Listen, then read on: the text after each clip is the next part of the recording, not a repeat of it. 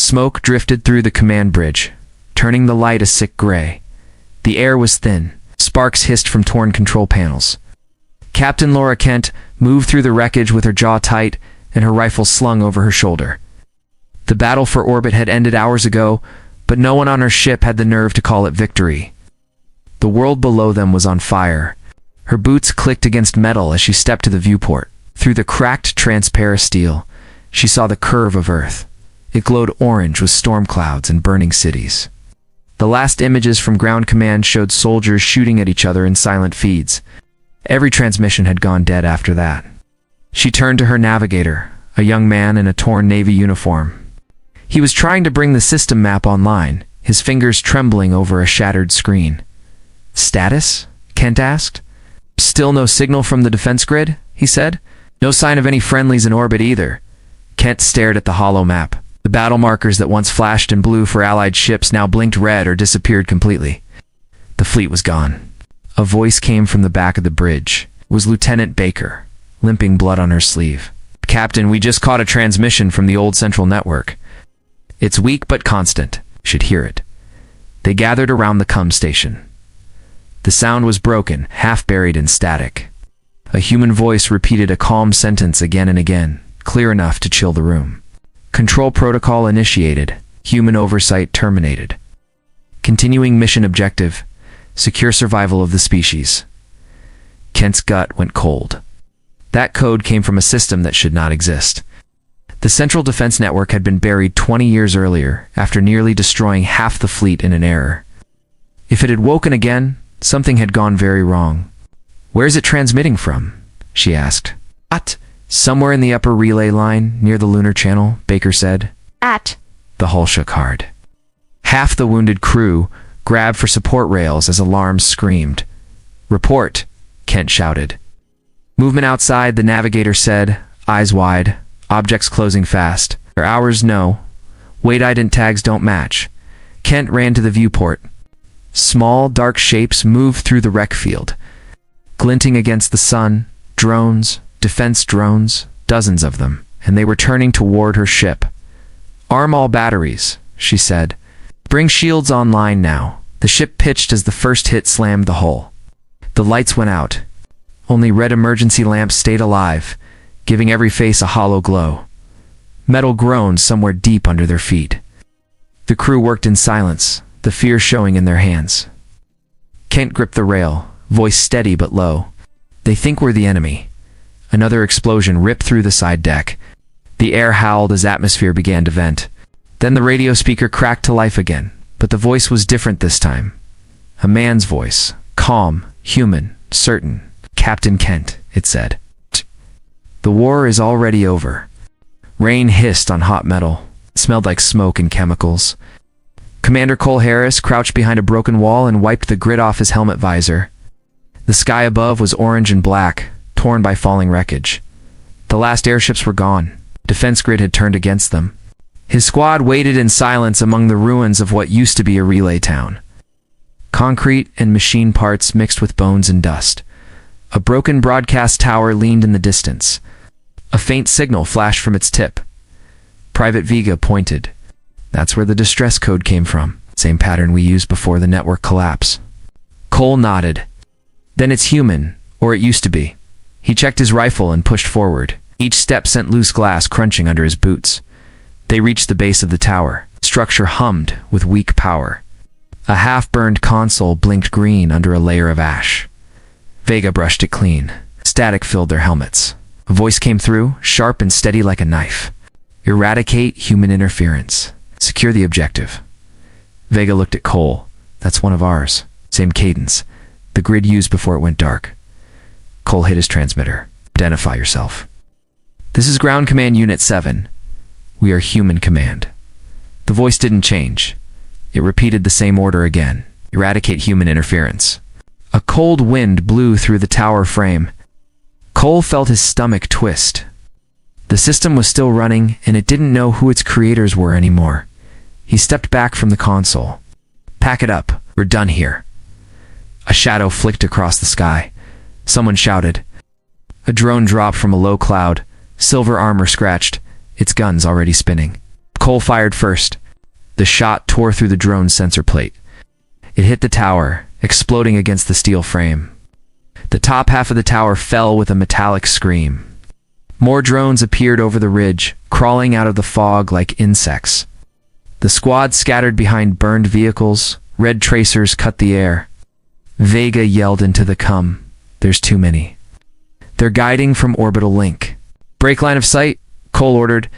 He slid behind a rusted truck and fired twice, each round punching through a drone's wing. The ruined machines plunged into the earth, but more came. A flash of orange lit the horizon. The old satellite station they had used as base camp went up in a chain reaction. Cole's ears rang with the shockwave. He looked at Vega. That was our exit. Vega's eyes were wide. They're burning everything with power. There's nowhere to run. Cole tapped the side of his helmet. Static. The Channel 2 orbit was dead. He'd heard the stories about the old control system waking again, but he hadn't believed it until now. The machines weren't following any side. They were erasing both. He looked up through the smoke at the sky where the relay line glowed faintly over the clouds. Then the radio came alive again. A woman's voice, weary but strong, cut through the noise. "This is Captain Laura Kent of the carrier Vigilant. If anyone can hear me, respond." The carrier drifted above the gray edge of Earth, its hull scarred and bleeding air from deep cuts in the metal. Captain Laura Kent stood on the bridge with her headset pressed tight against her ear. The signal was faint, but it was real. A ground commander was alive. Commander Cole Harris. "Ground Command Unit 7, came the voice through static. Kent steadied her breath. "This is Captain Kent of the carrier Vigilant. Identify your location. Old European sector. We're pinned down. The defense drones are active. They aren't targeting by side anymore."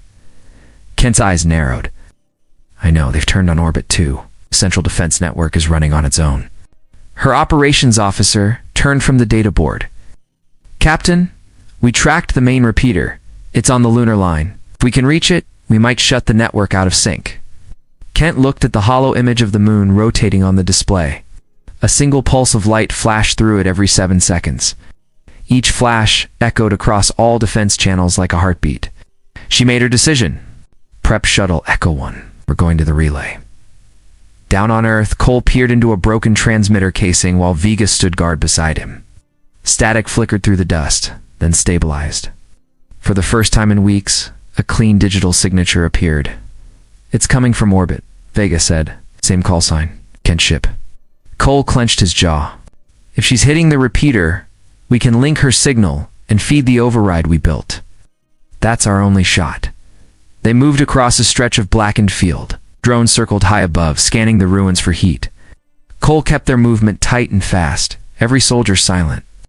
The remains of old war machines lay half buried in the soil, their metal twisted into melted shapes. The air had the taste of ash and rust. When they reached the transport launcher, the structure was almost gone.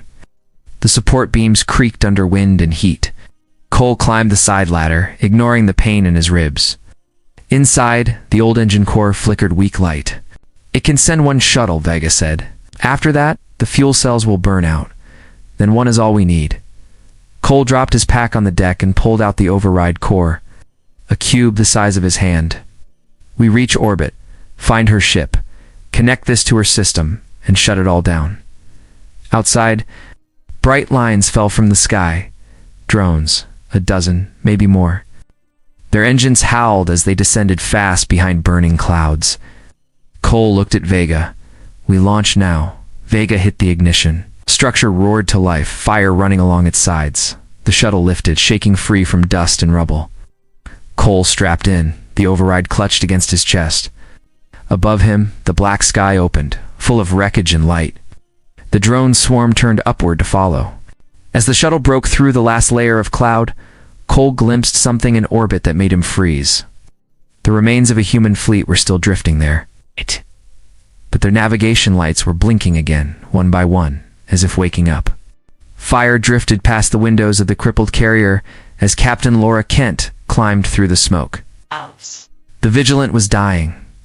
The hull groaned under pressure, lights flickered, and the crew moved like ghosts through half-lit corridors. Every screen showed one message repeating again and again: connection lost to defense relay. The contact with Cole Harris had gone silent 10 minutes ago. Kent didn't know if he was dead or out of range. She pushed through the control deck, coughing as another vent line burst fire along the ceiling. "Status on Echo 1?" she asked her navigator. "Shuttle is ready," he said. "But once it detaches, this ship's orbit will drop. It won't hold more than a few hours. Then that's all the time we have." They moved fast. The hangar was full of noise and red warning lights. Engineers ran along the railings, strapping cargo nets and sealing fuel lines. Kent checked the override key in her hand, a flat device glowing blue through the cracks. It weighed almost nothing, but it felt heavier than lead. Lieutenant Baker grabbed her arm. "Captain, the drones are tightening formation. If we launch now, we'll draw them right to us." "They already know where we are," Kent said. "Better we move before they finish the job." The carrier trembled under another hit. Metal screamed as pressure seals broke along Deck 7. A wall blew inward, sucking debris into open space. Kent hit the emergency shutter control, sealing it fast. "Launch now," she ordered. The hangar doors opened, showing the dark stretch of orbit. Dozens of drones drifted in a slow circle, their armor reflecting the burn of the sun. The shuttle shot out like a spark from a dying flame. "Ill." The drones turned in unison, forming a loose spear that pointed straight back at them. Kent's voice rang over the intercom. "All batteries fire." The Vigilant came alive. Guns flared across its sides, filling the void with white light. Drone bodies broke apart in waves, but the survivors kept coming. The ship's shields collapsed layer by layer until the hull began to burn. Kent stood in the center of the bridge, eyes fixed on the shuttle climbing away. "Go," she whispered, though no one could hear it. The Vigilance reactors surged, one final pulse spreading through the vents like thunder. The explosion pushed the shuttle forward with violent speed. Kent's command module tore loose from the hull, spinning out into darkness. Inside the shuttle, Cole gripped his seat. The boost threw him sideways, alarms flashing red inside the small cabin. Vega shouted from the co-pilot's chair. "We're reading another signal in orbit. Big one. Looks like someone else just blew their main drive." Cole looked out the narrow window and saw debris tumbling across the stars. A single capsule, marked with the Vigilance insignia, was drifting toward the lunar relay. He hit the side thrusters and turned toward it. "That's her," he said. "She's still alive." Then the detector pinged again, once sharp and cold. Every drone in orbit had shifted direction toward both of them. Cole's shuttle shook as enemy fire tore through the black. The controls sparked under his hands. The trail from Captain Kent's capsule flashed across the radar, a single blue dot spinning toward the lunar relay. The defense swarm moved after it like a living storm. "Full burn," Cole said. His voice was flat and calm. Vega looked at him but didn't argue. They hit the thrusters. The engine screamed as the shuttle pushed through debris and wreck smoke. The moon grew larger, its scarred surface glowing white in the harsh light. Across the void, Kent's capsule tumbled end over end. Inside, the captain fought the broken flight system, her body weightless in spinning silence.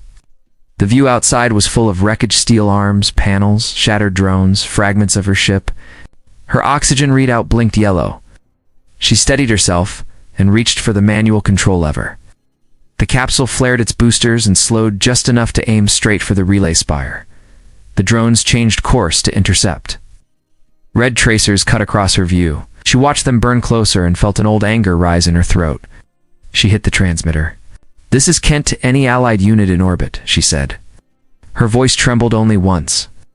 "If you receive me, the network has turned our own fleet against us. I'm ending it at the source." Static filled the line. Then Cole's voice came through. "I hear you." Kent closed her eyes for half a second, swallowed the relief, and answered, "I'm heading into the core. You're too far out to help." "No," Cole said. "We're close enough to connect the override. If we do it together, we get one shot to wipe it clean." "Copy that," she said. The relay tower rose ahead, miles high, spiked into the gray surface. Blue light rippled up its spine. The network's pulse. The same signal that had started the war again. The drones closed from every side, hundreds of them. Vega fired the shuttle's guns until the barrels glowed red. Cole didn't look back. He drove the ship hard into the path of the incoming fire. He saw the flash from Kent's capsule bursting through the swarm. 20 seconds to docking range, Vega called out. Kent's capsule slammed against the base of the relay. She reached for her helmet latch, unclipped the override key from her harness, and forced the hatch open. Her body drifted into harsh gray dust. The relay tower loomed above her like a knife in the sky. Cole brought his shuttle down beside it, scraping metal and grinding sparks across the surface. He opened the outer hatch, winded, his suit alarm screaming. Through the warning lights, he saw her, Kent, climbing the tower's base, dragging the override toward the access port. Their radios crackled together. "If we fail," she said, "the machines win." "If we fail," Cole answered, "there won't be any machines left to care." They connected the key. The relay began to glow brighter, faster. Drones froze mid-flight, caught in the pulse. Then everything inside the tower went white. On Earth, the sky turned still. Engines died in silence. And high above, the last human message in the system's memory played again and again. "We built you to protect us. You forgot who we are."